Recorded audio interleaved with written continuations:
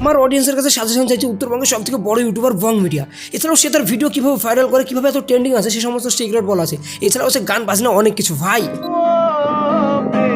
So বস, ব্লগটি প্রথম থেকে শেষ পর্যন্ত দেখো, অনেক কিছু জানতে অ্যান্ড বুঝতে পারবে। আমি আছি এখন ভারতের একদম শেষ প্রান্তে।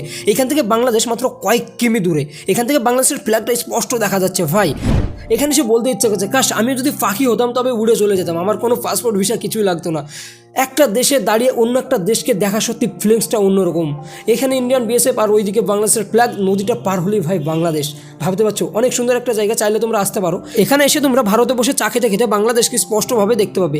বাংলাদেশ থেকে যদি ভিডিওটি কেউ দেখে থাকো, অবশ্যই ভাই কমেন্ট করে জানাবে যে বাংলাদেশ থেকে দেখছো। আমাদের ভারতের পক্ষ থেকে তোমাদেরকে অনেক অনেক ভালোবাসা রইল। আর বং মিডিয়া তোমাদের কাছ থেকে কী সাজেশন চাই সেটা তোমরা প্রথমে শুনে নাও, তারপর অবশ্যই বং মিডিয়াকে কিন্তু সাজেশনটা দিতে তোমরা ভুলবে না।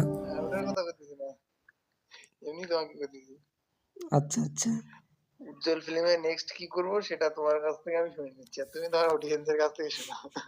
তো গাইস তোমরা বলো যে উজ্জ্বল আমার কাছে ওপিনিয়ন চাইছে যে উজ্জ্বল ফিল্মের নেক্সট কি আসবে। সর্বনাশ 1, সর্বনাশ 2 আসলো, কলিজার টুকরো আসলো।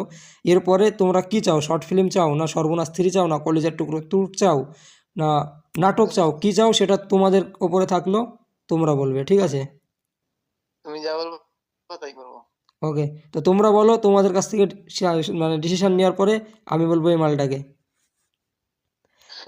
তো চলো ঘুমাও, অনেক রাত হলো। শর্ট ফিল্মে করি, তুমি বললা যেহেতু না শর্ট ফিল্মে করি, কারণ আমার নামায় দিই। হুম, আচ্ছা ঘুমাও, অনেক রাত হলো। হুম।